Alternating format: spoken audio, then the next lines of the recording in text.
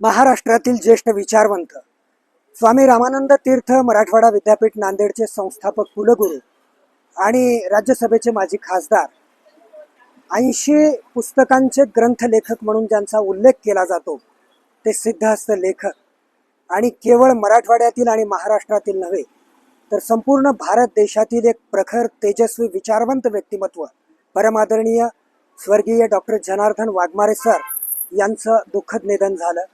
त्यांच्या पुण्यात्म्याला परमेश्वर सद्गती देवो आणि त्यांच्या साहित्य निर्मितीच्या क्षेत्रामधून प्रज्ञावंत महाराष्ट्राच्या सर्व पिढीसाठी मार्गदर्शक असणारी मूलतत्वे आणि त्यांचं जिवंत तत्वज्ञान संपूर्ण महाराष्ट्रभर पाझरावं ही आजच्या दिवशी खऱ्या अर्थानं डॉक्टर जनार्दन वाघमारे सर यांना श्रद्धांजली ठरेल। मी आदरणीय स्वर्गीय डॉक्टर जनार्दन वाघमारे सर यांना भावपूर्ण श्रद्धांजली अर्पित करतो। धन्यवाद। सरांच्या आठवणी, सर नगराध्यक्ष पदाला ज्यावेळेस नगराध्यक्ष पदासाठी उमेदवार म्हणून उभे होते त्यावेळेस मी सरांच्या सोबत त्यांच्या पूर्ण इलेक्शनमध्ये त्यांचा प्रत्येक सभेचा सूत्रसंचालक म्हणून त्यांच्या सोबत होतो। सूत्रसंचालन करत असतानाच सरांची जवळून ओळख झाली आणि राजर्षी शाहू महाविद्यालयात यशवंतराव चव्हाण महाराष्ट्र मुक्त विद्यापीठामध्ये शिक्षण घेत असताना सर शाहू महाविद्यालयाला प्राचार्य होते। तो साधारणतः काळ 1993-94चा असावा आणि त्या काळामध्ये सरांशी जवळून संबंध आला। त्यांचं एकंदरीत व्यक्तिमत्व, त्यांच्या वैचारिक बुद्धिमत्तेचा परिस्पर्श आम्हा सर्व विद्यार्थ्यांना झाला आणि म्हणून आज केवळ महाराष्ट्रच नव्हे तर संपूर्ण भारतभर आणि विश्वभर सरांच्या आधिपत्याखाली, त्यांच्या वैचारिक पातळीच्या खाली तयार झालेले, निर्माण झालेले विद्यार्थी वेगवेगळ्या क्षेत्रामध्ये आपल्या उल्लेखनीय कामगिरीचं सेवा विश्वभरामध्ये देत आहेत। आज सरांचं आमच्यामध्ये नसणं ही खूप मोठी पोकळी आहे आणि ही पोकळी कदापि भरून निघणार नाही। पुनश्च एकदा सरांच्या स्मृतीला अभिवादन करतो आणि त्यांना भावपूर्ण श्रद्धांजली अर्पण करतो। धन्यवाद। स्वामी रामानंद तीर्थ मराठवाडा विद्यापीठाचे माजी कुलगुरू आणि लातूर पॅटर्नचे खऱ्या अर्थाने जनक म्हणता येईल असे डॉक्टर जनार्दन वाघमारे सर यांचा सहवास मला अगदी 1994 पासून आज तागायत लाभला। म्हणजे ह्या 32 वर्षाच्या सहवासामध्ये मला अनेक अनुभव आले। खरं तर तेवढे अनुभव शेअर करणं या ठिकाणी शक्य नाही। पदोपदी ज्या वेळेला सरांच्या सोबत आम्ही राहायचो त्यावेळेला एक वेगळा अनुभव आम्हाला यायचा।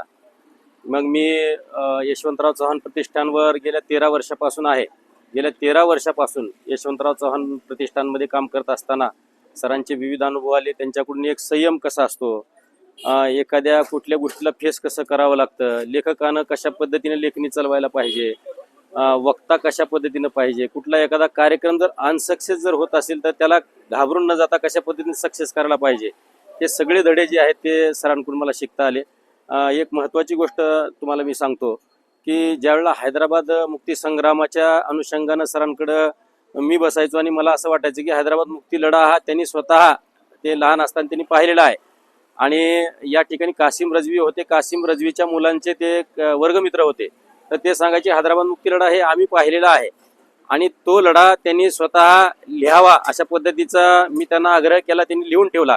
दुसरी गोष्ट, ज्या वेळेला मी त्यांच्यासोबत आता मुंबई विद्यापीठामध्ये, कोल्हापूर विद्यापीठामध्ये, नागपूरला जात असताना त्यांच्या प्रवासाची जी त्यांची बैठक जी होती 12-12, 13-13 तास, मी विचारायचो त्यांना की कसं सर तुम्ही एवढं कसं बसता, मध्यंतरी तुम्हाला थकवा कसा येत नाही। त्यांनी सांगायचं की आमचे जो काळ होता त्यावेळेला काही फार मोठ्या प्रमाणात सुविधा नव्हत्या, तर त्यावेळेला आम्ही बसमध्ये बसायचो। त्यावेळेला आम्हाला जो खडतर प्रवास आम्ही जो सहन केला, मग ते अगदी यशवंत शाळा पत्र्याच्या शेडमध्ये असताना, शाहू कॉलेज पत्र्याच्या शेडमध्ये असताना पासून ते यशवंतराव चव्हाण प्रतिष्ठानची जी वाटचाल आहे तिथंपासून इथंपर्यंत सरांनी जे कष्ट सोसलंय ते कष्ट कशा पद्धतीनं सहन करायला पाहिजे, परिस्थितीला फेस करायला पाहिजे, माझ्यासारखा एक कार्यकर्ता घडवण्याचं काम खऱ्या अर्थाने सरांनी सांगितलेलं आहे। सर आजन्म ज्या वेळेला मी पुस्तक रूपानं पुस्तकाकडे कुठल्या तरी पाहीन त्या रूपानं मी सरांना पाहणार आहे। सर हे असे जरी देहानी गेलेले असले तर विचाराने ते आमच्या सोबत राहतील असं मला वाटतं। खरं तर आज आपल्यामध्ये आपल्या सर्वांचे मार्गदर्शक, प्राध्यापक, डॉक्टर, कुलगुरू, माजी खासदार अशा विविध क्षेत्रात काम केलेले आपले आदरणीय सर वाघमारे सर आपल्यामध्ये नाहीत, हे वास्तव आपल्याला प्रथमतः स्वीकारावं लागेल।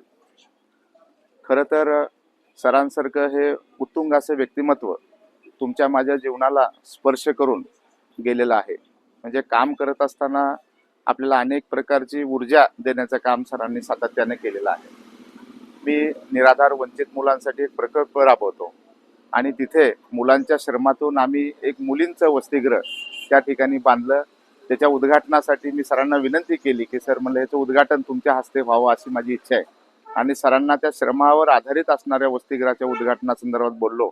सरांना प्रचंड आनंद झाला आणि सरांनी ते निमंत्रण स्वीकारून आजारी असताना सुद्धा त्या वसतिगृहाचं सरांनी उद्घाटन केलं. आणि सरांना इतका आनंद झाला की माझ्या पिढीतल्या माणसांचं स्वप्न साकार करणारी पिढी तुम्ही या ठिकाणी निर्माण करताय, कारण ते श्रमावर आधारित आहे. म्हणजे श्रमाचं महत्त्व जाणणारी, कष्टकऱ्यांचं, बहुजनांच्या लोकांच्या संदर्भातल्या दुःखांची जाणीव असणारं असं एक आगळं वेगळं व्यक्तिमत्व आपल्या लातूर शहरामध्ये होते. आज सर आपल्यात नाहीत, परंतु सरांनी दिलेली विचाराची शिदोरी आपल्या सर्वांच्या सोबत आहे. सरांनी दाखवलेला मार्ग, त्यांनी दिलेले विचार, त्या विचारावर आपण चालत राहणं हीच खऱ्या अर्थानं सरांना श्रद्धांजली ठरेल अशी भावना या ठिकाणी मी व्यक्त करतो. आणि पुन्हा एकदा सरांच्या पावन स्मृतीस मी विनम्र अभिवादन करतो. धन्यवाद. जनार्दन वाघमारे सरांचा शाहू कॉलेजचा विद्यार्थी या नात्यानं संपर्कात आलो आणि त्यानंतर सानिध्यात आलो आणि सातत्याने आमच्या संवादाच्या बैठका होत होत्या. त्यांच्या आठवणी सांगायच्या म्हणल्या तर प्रचंड आहेत. असा एकही दिवस नसेल की अध्यात्मापासून तर इंटरनॅशनल रिलेशनपर्यंत ते तळागाळातल्या माणसापासून ते सर्व क्षेत्रातील अशा पद्धतीनं त्यांच्याशी आमचा संवाद व्हायचा. पण त्यांच्याविषयी बोलत असताना मी दोनच आठवणी सांगणार आहे. ते बोलत बोलत एकदा मला असं म्हटले की संसदेमध्ये त्यांनी आतापर्यंत जे काही प्रश्न विचारले त्या जेवढे काही प्रश्न विचारले त्या सर्व प्रश्नावरती माझी सरांशी चर्चा झालेली आहे. परंतु त्याच्यातला एक प्रश्न मी घेतो की सर म्हणले की पद्मनाभ स्वामी मंदिर जे आहे केरळमधलं, त्या मंदिराला मी भेट द्यायला गेलो आणि त्या मंदिराचे जे काही नियम असतात ते नियमाचं पालन करून त्या मंदिरामध्ये गेलो. आणि त्यावेळेला मला प्रश्न पडला की एवढी प्रॉपर्टी मंदिराच्या ताब्यामध्ये आहे, तर भारतातल्या सर्व मंदिराच्या ताब्यामध्ये एवढ्या मोठ्या प्रॉपर्टी आहेत, त्याच्या आधारावरती मला हा प्रश्न सुचला. त्यांनी म्हणले की मी संसदेमध्ये गेलो आणि संसदेमध्ये जाऊन प्रश्न विचारला शिक्षण मंत्र्याला भारताच्या की बाबा या प्रॉपर्ट्या धार्मिक प्रतिष्ठानाकडे त्या ह्याच्याकडे आहेत, त्याचं तर स्वागतच आहे, पण त्या प्रॉपर्ट्या जर ह्या देशातल्या एज्युकेशन आणि आरोग्य क्षेत्राच्या संदर्भात काम करण्याकरता येत असतील तर ते काम सर्वात मोठं होईल, ते एक प्रकारचं आध्यात्मिक आणि धार्मिक सुद्धा काम होईल. अशा पद्धतीचं त्यावेळेला त्यांच्या चर्चेतून आलं. म्हणजे ह्याच्यातून असं दिसतच होतं मला की त्यांचा सेंटर पॉईंट काय आहे, तर त्यांचा सेंटर पॉईंट हा दीनदलित दुबळा जो आहे त्याच्या ह्युमॅनिटीचा भाग त्या सेंटर पॉईंटला मला दिसला. आणि त्याच्यानंतरचं मग आत्ताच ज्या दिवशी ते चक्कर येऊन पडल्यानंतरच्या पहिल्या आदल्याच दिवशी आमचा जवळपास 2-2.5 तास चर्चा झाली सरांची आमची. त्याच्यामध्ये सरांनी एक विषय काढला की सरांचा असा विषय होता की बुद्धत्वाकडून अध्यात्माकडे किंवा अध्यात्माकडून बुद्धत्वाकडे अशा पद्धतीचा चर्चेचा विषय होता.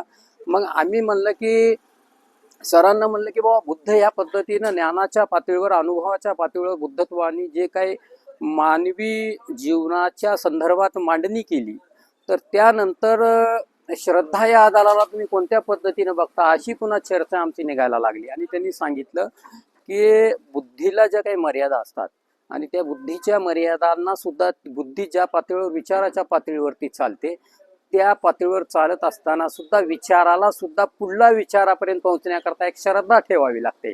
आणि श्रद्धा ही जी तत्व आहे ते उपनिषदामध्ये हे केलेलं आहे. त्यामुळे माझं उपनिषदांचं वाचन चालू आहे.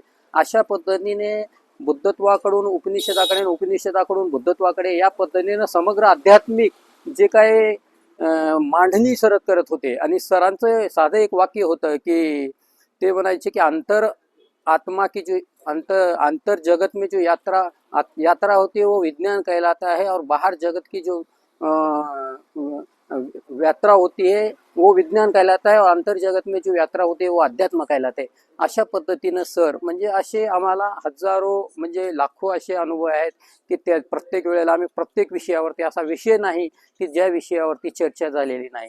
तर या प्रसंगी याच्यापेक्षा जास्तीचं बोलणं योग्य होणार नाही. त्यांच्या आत्म्याला शांती लाभो एवढंच या ठिकाणी बोलतो.